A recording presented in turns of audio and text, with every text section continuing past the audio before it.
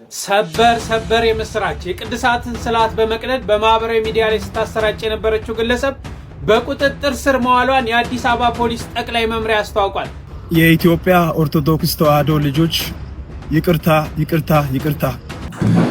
ሰላም ጤና ይስጥልኝ። እንዴት አደራችሁ? እንዴት ዋላችሁ? እንዴት አመሻችሁ? አምላክ አበው ቅዱስ እግዚአብሔር ስሙ ዛሬም ዘወትር የተመሰገነና የተወደሰ ይሁን። ዛሬ የደመራ በዓልን አክብረን ተመልሰን መጥተናል። እንኳን አደረሳችሁ አደረሰን። እንግዲህ ዛሬ የደመራ በዓል በተወሰነ መጠን በአካል ተገኝቼም እንዲሁም ደግሞ በቴሌቪዥንም እንዳየሁትኝ ከሆነ ጥሩ ዝግጅት እንደነበር አስተውያለሁ። ያው በአንጻሩ የንግስት እሌኒ ስም ብዙ መስማት ባንችልም ስለ ንግስት እሌኒ ብዙ የተነገረ ነገር ባናገኝም ያለ ንግስት እሌኒ እንግዲህ የመስቀል በዓል ተከብሮ ውሏል። የሷ ስም ሳይነሳ መታሰቢያም ብዙም የተረሳ ይመስለኛል። ለማንኛውም የሆነ ሆኖ ግን በዓሉ ተከብሮ ውሏል።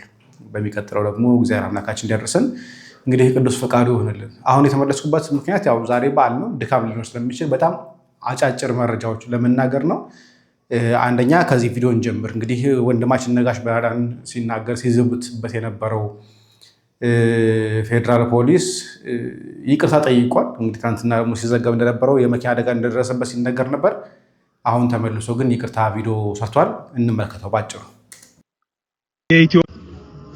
የኢትዮጵያ ኦርቶዶክስ ተዋሕዶ ልጆች ይቅርታ። ነጋሽ ወንድሜም ይቅርታ፣ ከልብ ይቅርታ አድርግልኝ። የሥራ ባልደረቦችም የመከላከያ ሰራዊት አባሎች በሙሉ ይቅርታ አድርጉልኝ።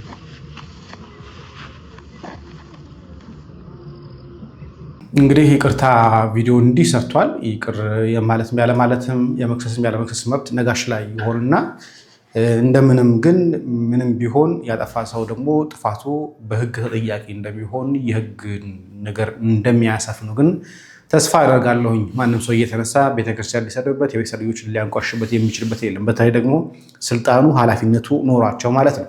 ሁለተኛው ከቅዱሳን ስዕላት ጋር በተገናኘ እንግዲህ ቅዱሳን ስዕላትን የቤታችንን ስዕል የቀደደችዋ ልጅ ዛሬ ፌዴራል ፖሊስ በድረገጹ በፌስቡክ ገጹ ላይ እንዳስታወቀው እንደተያዘች ተነግሯል። ዜናውን ላሰማችሁ። ሰበር የምስራች የቅድሳትን ስዕላት በመቅደድ በማህበራዊ ሚዲያ ላይ ስታሰራጭ የነበረችው ግለሰብ በቁጥጥር ስር መዋሏን የአዲስ አበባ ፖሊስ ጠቅላይ መምሪያ አስታውቋል። በዛሬው በዳመራው ዕለት ታሪክ ተሰራ። ቤተልሔም ሚሊዮን ሳህሉ ሰሞኑን የቅዱሳን ስዕላትን በመቅደድ በማህበራዊ ሚዲያ ማሰራጨቷ ይታወቃል። ሃይማኖትን ማንቋሸሽና ማዋረድ ተገቢነት የሌለውና በሕግ የሚያስጠይቅ ሕገወጥ ተግባር በመሆኑ ፖሊስ ግለሰቧን በፈጸመችው ድርጊት መስከረም 16 ቀን 2018 ዓ.ም በቁጥጥር ስር በመዋል ምርመራ እያጣራ መሆኑ የአዲስ አበባ ፖሊስ ጠቅላይ መምሪያ አስታውቋል። እንኳን ደስ አላችሁ። ፍትህ እንፈልጋለን። ብዙዎች እንዲሰሙ በደንብ ኮፒ ሊንክና ሼር አድርጉት። እናመሰግናለን ወንድማችን ዲያቆን ሰሎሞንን፣ እግዚአብሔር አምላካችን ያክብርልን። ስለዚህ ይህች እህታችን ታስራለች። በፌዴራል ፖሊስ በፌስቡክ ገጹ ላይ አሳውቀዋል።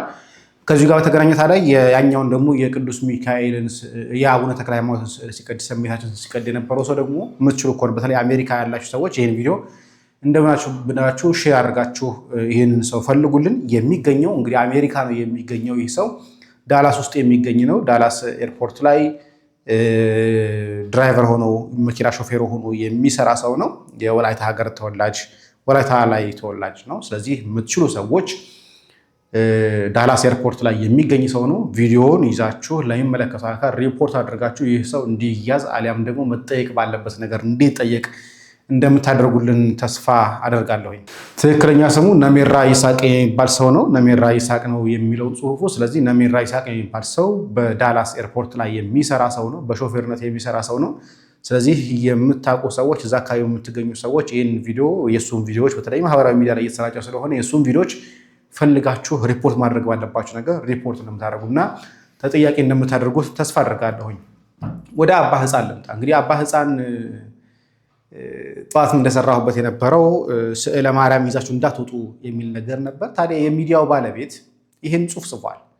በደም ስሙ የሚዲያው ባለቤት የሎዛ ሚዲያ ባለቤት ይህን ጽሑፍ ጽፏል። የማርያም ወርቅ ተሻገር ማለት ነው። እንዲህ ብሏል። ስቱዲዮአችን ድረስ ፖሊስ ይዘው መጡ። ማን? አባ ሕፃን ስቱዲዮአችን ድረስ ፖሊስ ይዘው መጡ። ከኮምቦልቻ ደክሞኝ እንደመጣሁኝ ምሽት 12 ሰዓት ቤት እንድገባ እንኳን አልፈቀዱልኝም።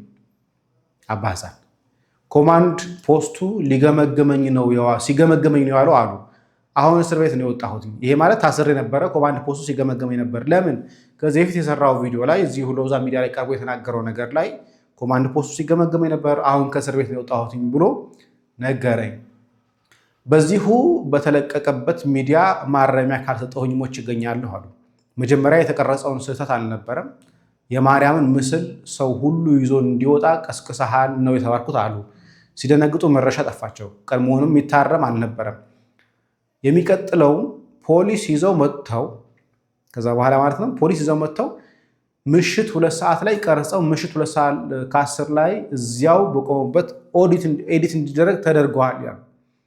እንግዲህ አባ ሕፃን ከዛ ፊት ሎዛ ሚዲያ ላይ ቀርበው የተናገሩትን ነገር ስህተት አሰርተሃል ተብዬ ተገመገምኩኝ፣ በኮማንድ ፖስት ተገመገምኩኝ፣ አሁን ከእስር ቤት እየወጣሁኝ ነው።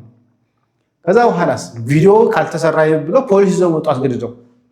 በፖሊስ 2 ሰዓት ላይ አስቀርጸው 2 ሰዓት ከ10 ላይ ኤዲት ተደርጎ እንዲለቀቅ አስደረጉኝ እያለ ነው ያለው። አባ ሕፃን ግን ምንድነው ሕፃንነቱ አልበዛም ወይ? ምን ተገኘ ተብሎ ምን ነው እንደዚህ ተንበቀበቁ? ከዛ በኋላ በጣም ሰፊ ነገር ጽፏል ወንድማችን። የቤታችን ስዕል አድህኖ ይዛችሁ አትውጡ አልተባለም ብለው ጽፏል። አልተባለም፣ የውሸት የሐሰት ዜና ነው። እሳቸው የግል ፍላጎታቸውን መተው ተናገሩ እንጂ የግል ሐሳባቸውን መተው ተናገሩ እንጂ ቤተክርስቲያን ይህን መልእክት አላስተላለፈችም። ቤተክርስቲያን በአጠቃላይ የተናገረችው ይኸው እንደዚህ የሚለው ቤተ ክህነቱ ያለ ጸብ ጫሪነት ጉዳዮችን እየያዙ አታሱ ተባሉ እንጂ ስፔሲፊክ ተደርጎ ስለ ቤታችን ምስል ስዕል ጉዳይ አልተወራም። ስፔሲፊክ ተደርጎ ነው ግን ጸብ ጫሪ የሆኑ እንደዚህ ጸብ የሚቀሰቅሱ ነገሮች ይዛችሁ አትውጡ ተባለ እንጂ ስፔሲፊክ ተደርጎ የቤታችን ስዕል ይዛችሁ ውጡ አልተባለም እያለ ነው ሎዛ ሚዲያ። ስለዚህ ይህ ሐሳብ ቅድም እንደተናገርኩትኝ የእሳቸው የአባ ሕፃን ሐሳብ እንጂ በፍጹም የቤተ ክርስቲያን ሐሳብ አለ። የቤተ ክርስቲያን ሐሳብ ቢሆን ኑሮ በራሷ በቤተ ክርስቲያን ሚዲያዎች ላይ ይለቀቅ ይሆናል እንጂ በፍጹም ይህ ነገር እንደማይሆን እርግጠኛ ነበርኩ። ምክንያቱም የቤተ ክርስቲያን ሐሳብ አለ። የቤተ ሐሳብ ቢሆን ኖሮ በኢኦቲሲ ሚዲያ ላይ ስለሚለቀቅ ማለት ነው። ከዛ ውጭ ግን ያለውን ግን ለዛሬ በቃ አጭር መረጃዎች ይሄን ብቻ ልንገራችሁ ብዬ ነው። አንደኛ ነገር ልጅቷ መያዟን፣ ሁለተኛ ይሄ ዳላስ ኤርፖርት የሚሰራውን ሰው በድራይቨርነት እየሰራ ያለውን ሰው እንደምንም ብላችሁ በሚመለከቱ አካል በህግ ማስጠየቅ የምትችሉበት በተለይ አሜሪካ ያላችሁ ሰዎች እንዲህ ብታደርጉልን። ከዛ በተጨማሪ አባ ሕፃን የተናገረው ነገር ስህተት መሆኑ፣ አራተኛ ፌዴራል ፖሊሱ ይቅርታ መጠየቁን እንግዲህ አጠር አድርጌ ልስራላችሁ ብዬ ስላሰብኩኝ ነው የመጣሁት። አሁንም ቢሆን መልካም በዓል እንደሚሆንላችሁ እመኛለሁኝ። መልካም በዓል።